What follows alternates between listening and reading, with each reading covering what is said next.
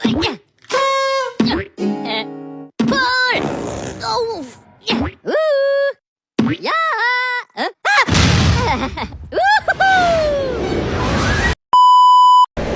Baca doa dulu. Siapa KM? Oh, enggak. Jangan bawaan.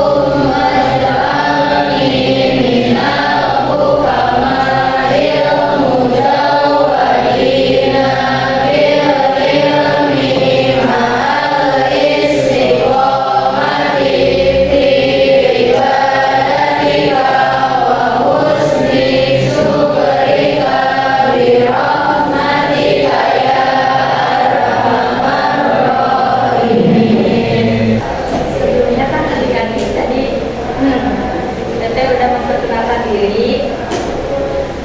Tak kenal maka tak sayang, tak kenal maka tanyakeun. Jadi Teteh mau perkenalan dulu sama adik-adik kelas 8C ya? Kelas 8C dan dimulai dari mana? Nama dan hobi. Dimulai dari sini deh, dari Teteh ini.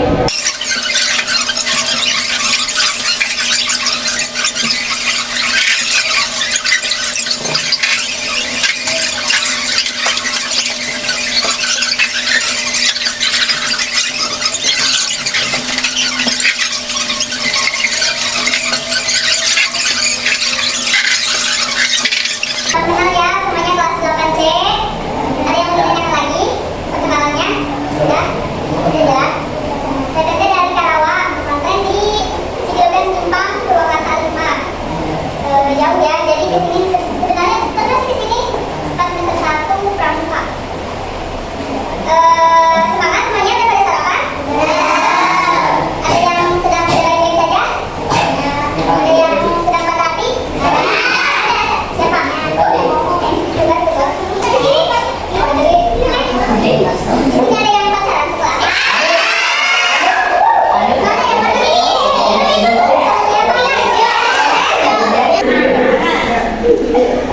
Untuk meningkatkan semangat, kita lagi fokus dulu. Semuanya berdiri, berhadapan dengan teman masing-masing. Semuanya lagi ini. Kalau Teteh bilang menjauh, ini ke depan, terus tangkap, cik, ya.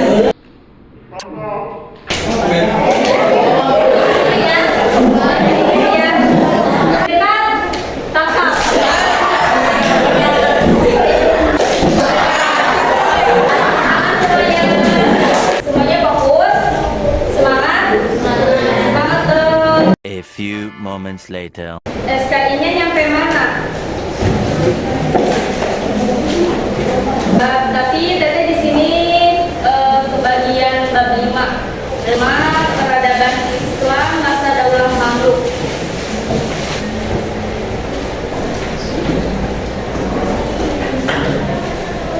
Halaman 43.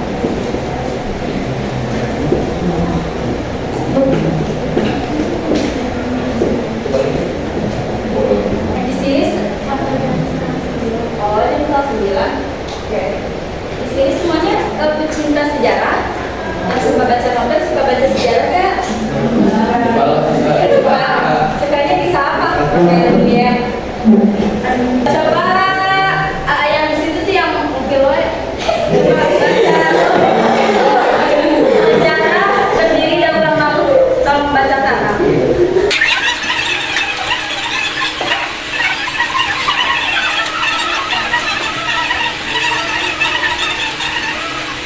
Berdirinya Mamluk itu yaitu pada tahun 1250 sampai 1517 Masehi. Jadi peradaban masa Daulah Mamluk ini terdiri di pertengahan abad, di pertengahan Mesir dan Suriah. Jadi sebelumnya itu kan dibahas di bab 4 ya, Salahuddin Al-Ayyubi. Nah itu tuh setelahnya yaitu berdirilah peradaban Islam pada Daulah Mamluk. Coba Teteh bacakan kelahiran Daulah Mamluk.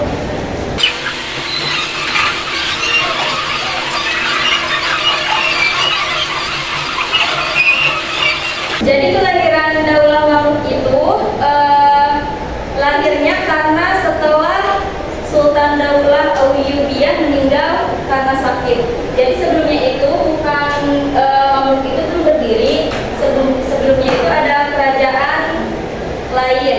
Jadi setelah raja yang paling kuat militernya meninggal, maka lahirlah Daulah Mamluk.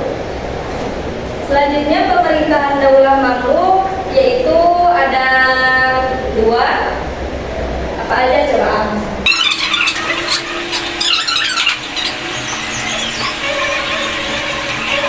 Sebelum menjelaskan tentang sejarah-sejarah Mamluk, sebenarnya adik-adik tahu gak sih apa itu Mamluk?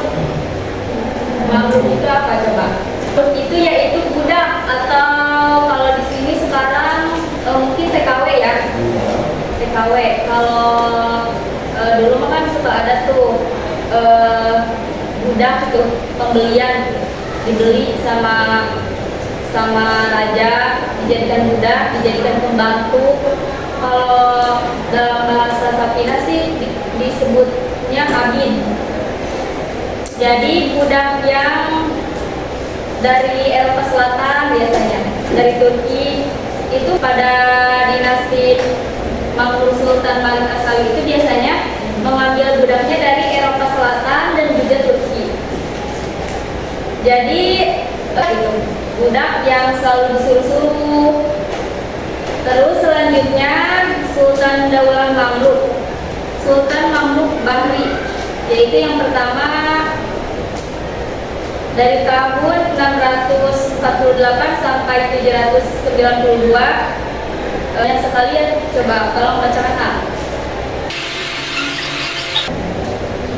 Sajaroh, Adur ya. 1 sampai 30. Kalau Sultan Mamluk Bahri itu dari 1 sampai 30 ya, itu para sultan Mamluknya.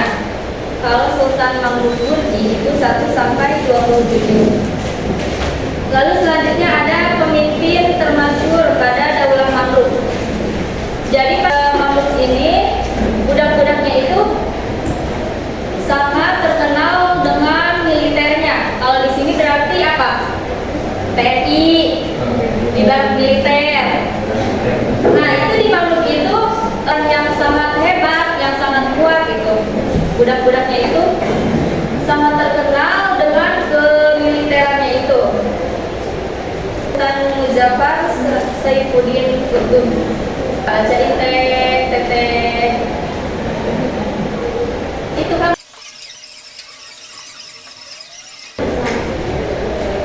Nah di sini ada pemimpin termasyhur pada Daulah Mamluk yaitu 1 sampai 5, nanti dibaca-baca aja ya.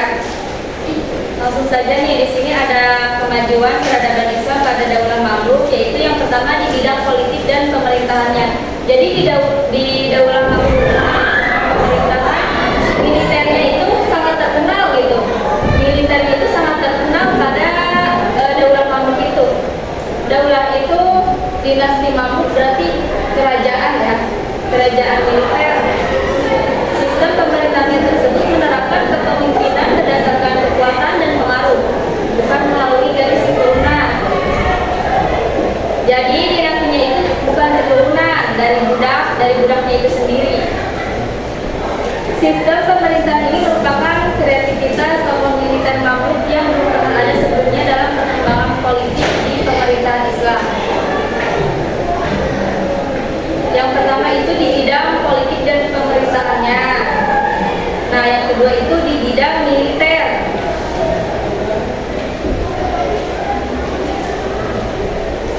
Wilayah kekuasaan Mamluk di masa itu meliputi sangat banyak sekali tuh. Ada di Mesir, Suriah itu sekarang menjadi Arab Suriah ya. Terus Hijaz, Yaman dan daerah di sepanjang aliran sungai. Saat berkuasa daulah ini berhasil menumpas bersih sisa-sisa tentara perang salib dengan Mesirnya dari Mesir dan Suriah.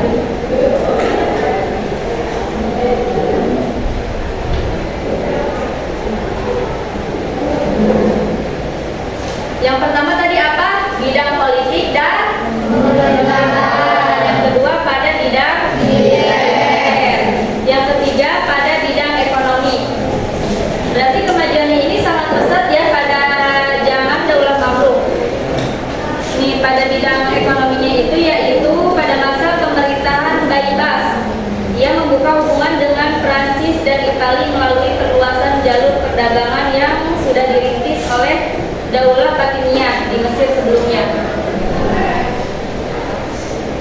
Jatuhnya Baghdad di tangan bangsa Mongol menjadikan Kairo sebagai jalur utama perdagangan antara Asia dan Eropa, menjadi penghubung melalui jalur Laut Merah dan Laut Tengah serta Eropa. Jadi pada bidang perekonomiannya itu hasil pertanian pada masa Daulah Mamluk itu sangat meningkat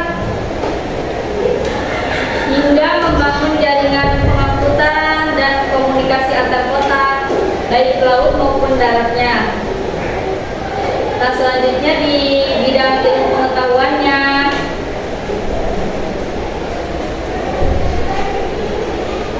di Daulah Mamluk itu kan banyak tokoh-tokoh ilmuwan yang masyhur ya pada Daulah Mamluk.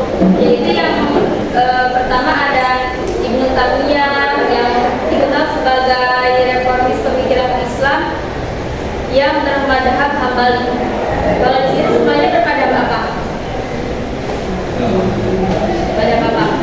Syafi'i kan? Syafi'i. Terus yang kedua Jalaluddin Asyuyuti dengan karya monumental di bidang ulumul Quran.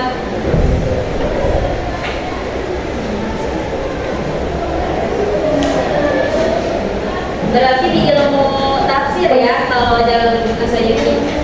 Terus di Ibnu Hajar Al-Asqalani yang termasuk dalam bidang penulisan ilmu fikih dan hadis. Biasanya di kitab-kitab fikih itu sudah terkenal, sangat masyhur ya namanya Ibnu Hajar Al-Asqalani itu.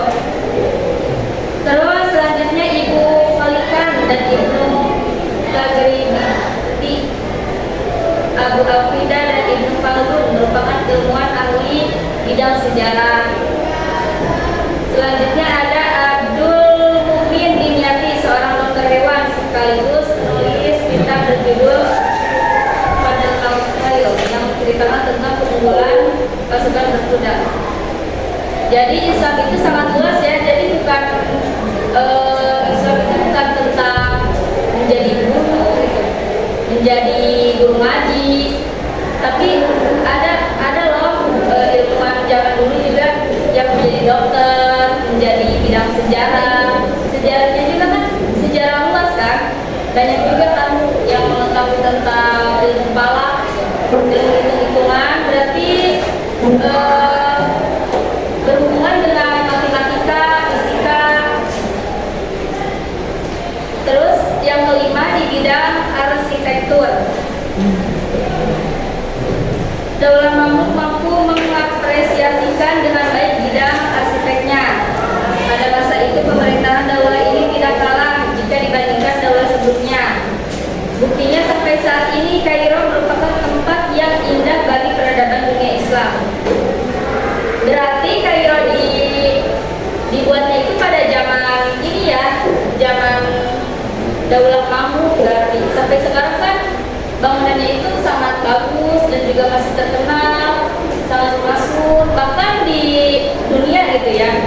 Bahkan di dunia sekarang masih terkenal.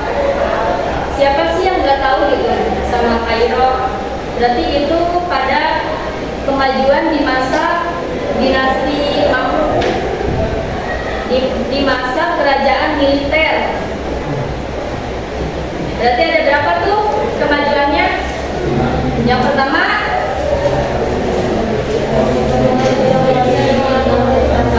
yang kedua, yang ketiga, yang keempat, yang kelima. Pasti ada positif dan negatifnya. Nah, setelah ada kemajuan pasti ada kemunduran dan keruntuhan. Pasti kan ada masanya gitu, orang tuh ada masanya. Ketika jadi orang tuh jangan sombong. Kita tuh dunia itu berputar, kadang di atas, kadang di bawah. Jadi jangan merendahkan juga ya kalian. Jangan sampai teman-teman merendahkan temennya, membuli temennya. Karena dari zaman dulu juga emang begitu. Tidak semuanya mulus, pasti ada kemajuan dan kemunduran. Nah, ini kan kemunduran dan keruntuhan daulah makhluk, yaitu pada faktor internal, yaitu pengetahuan para sultan tentang pemerintahannya yang kurang.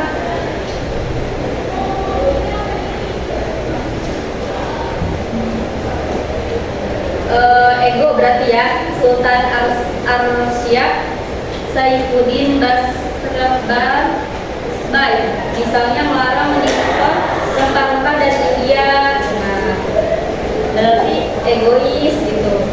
Harga rempah-rempahnya menjadi mahal, apalagi setelah Sultan turut memonopoli. Sultan juga memonopoli pabrik gula dan melanggar kaum wanita keluar rumah, serta memecat orang-orang non-muslim dari pegawai pemerintahan. Terus kerusakannya moral pada penguasa. Nah, pada penguasaan Burji yang bermoral rendah, tidak menyukai ilmu pengetahuan. Jadi orang-orang tuh kalau gagal itu yang tidak menyukai ilmu pengetahuan, yang suka bermewah-mewah. Di sini ada yang suka bermewah-mewah, hidup yang tidak apa adanya gitu, yang suka berpoya-poya. Tapi di sini mah alhamdulillah ya, alhamdulillah. Mereka juga sering melakukan korupsi uang negara dan terpaksa pajak dinaikkan untuk menutupi. Jadi egois ya. Orang yang egois itu dapat merusak gitu, merusak segalanya, merusak semuanya. Terus faktor eksternal, yaitu penemuan Tanjung Harapan di Afrika Selatan pada tahun 1498. Vasco da Gama, seorang navigator berkebangsaan Portugis, mendapat jalan ke timur melalui Tanjung Harapan di Afrika Selatan. Dengan penemuan tersebut, Portugis dan bangsa Eropa lalu bersatu untuk menjadikan daerah penghasil rempah-rempah di timur. Akibatnya kapal dagang yang biasa melintas di wilayah Mesir dan Syria beralih ke Tanjung Harapan, sehingga menghasilkan Mamluk menjadi berkurang dan perekonomiannya itu semakin merosot. Nah, di sini yang terakhir karena ada masanya, jadi bergantian. Kan sebelumnya itu pada masa abad 4 yang dipimpin oleh Salahuddin Al-Ayyubi. Nah, itu kan setelah meninggal lalu ada yang berkembang. Selanjutnya di sini karena adanya kemunculan Kesultanan Utsmani sebagai kekuatan politik baru. Jadi ada yang lebih kuat lagi yang mengancam pemerintahan Mamluk. Kesultanan inilah yang juga mengakhiri di balik daulah Mamluk di Mesir, juga membunuh orang hebat. Sejak kekalahan pasukan Mamluk menghadapi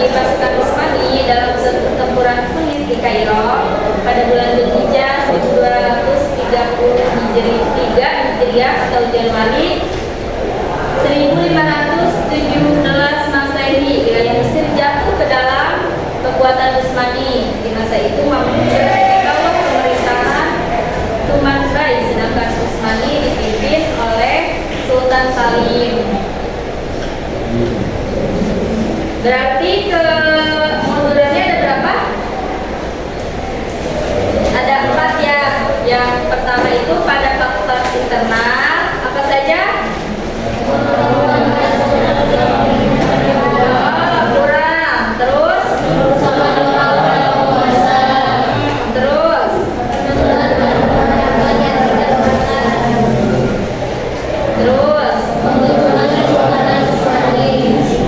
Coba tutup bukunya.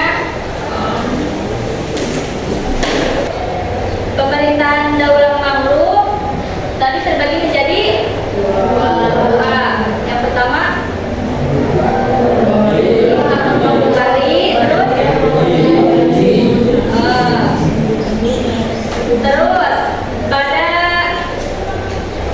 Sultan Daulah Mamluk itu ada berapa? Berapa? 30. Terus Sultan Mamluk Burji. Pemimpin yang termasyhur pada Daulah Mamluk ada berapa? Siapa aja? Hah? Ya, kemajuan peradaban Islam pada masa Daulah Mamluk ada berapa? Yang pertama,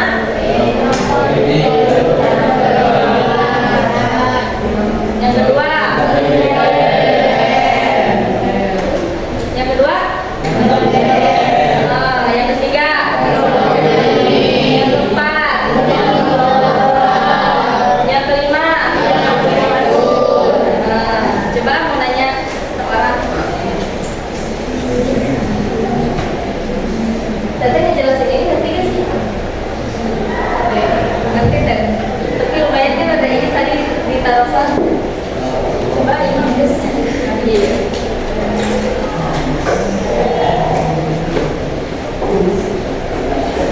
Teh. Sedikitnya. Kemajuan peradaban Islam. Tadi ada berapa? Pertama. Kedua. Terus yang ketiga.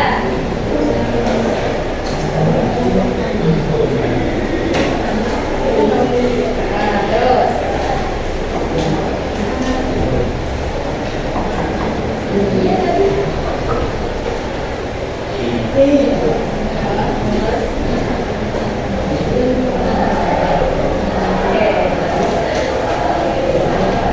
pada masa kemundurannya